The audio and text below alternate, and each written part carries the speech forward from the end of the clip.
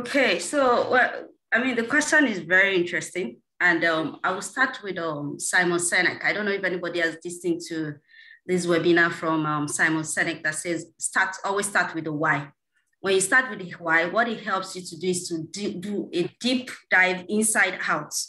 Why am I doing this? What am I doing? And how can I get this done? I once watched the YouTube of Dr. Shola Adeduto, the current MD of First Bank. And he was sharing his experience about when he left KPMG to do a full-time MBA. And at that time, people thought it was really crazy because how can you leave KPMG, and go out of work completely and go and do a full-time MBA? But what he said is in making that decision, his own critical analysis was that what would be the downside of this decision? The downside is that I'll probably be out of job for 2 years or whatever it is. But the upside, he couldn't estimate the potential.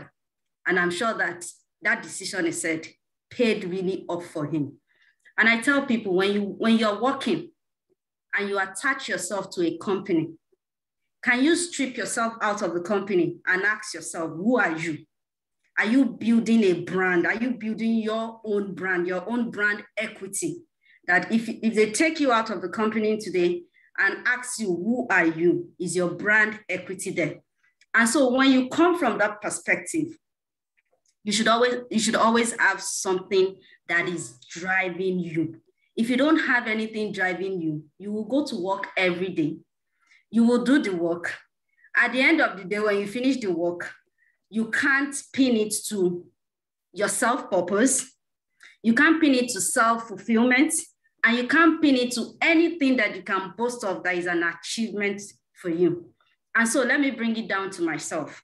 When I started my career in telecoms, by the time I was getting the fourth year, I was thinking to myself, accounting is boring. There must be something else beyond accounting. Even if he has the base of accounting, there must be something else. And then I got to know there was finance. Okay, what can I do with finance? I got to know about CFA. I started writing my CFA exams. It wasn't easy because I'll go to work from Monday to Friday, and then I still have to start CFA classes by Friday evening. I started doing CFA.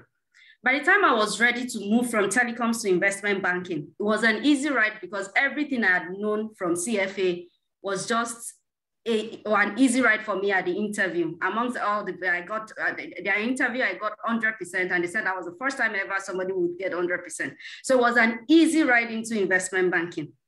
At every point in time, the question for me is, where do I see myself in the next 3, 4, 5, 10 years? And when that question starts, it propels me to then start with, how am I going to achieve this? So maybe what will help, what I would say people can leverage is self-accountability. I know some people who've actually, gone beyond their own self-accountability to have accountability partners, people who they can share their goals with, career goals, and say, let's move in this line. We'll probably write exams together. We'll probably check up on ourselves once in a while. What have you achieved? And in a world where the upskilling and reskilling is so easy now, there's really no excuse. If you decide that you want to move from accounting to marketing today, you can actually draw a roadmap that will move you straight from accounting to marketing. And it's no longer the point of, have you used 35 years in this role? It doesn't work like that anymore. You can actually upskill for 1 year, have 1 or 2 key use cases that you can actually use that as a selling point. So the key thing here for me is identify what plans you have, what skills you need.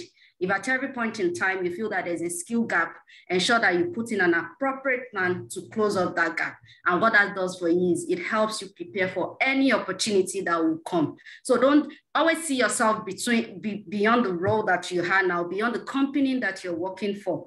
And the other thing is you have to optimize your work and your time efficiently. Some people will get to work, they know what they're supposed to deliver for the day, but they will eat granuts, they will greet everybody, they will go and do the one that does not concern them. When it's 6 o'clock, 6 p.m., when they should go home and have time with their family and have spare time for themselves, is when they want to start to work. And then you see that I left work at 12 p.m. doing what exactly?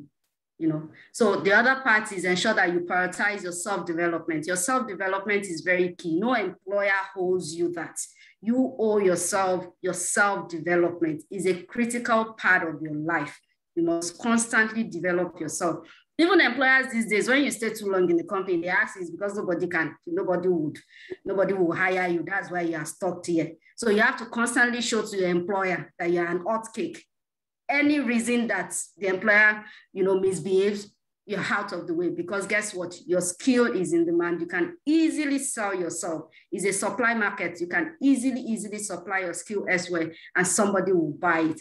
The other thing is commitment. You must be committed to the journey. You must be very committed to the journey. When in 2019, I left Rand and I told people that I was actually going for my full-time MBA.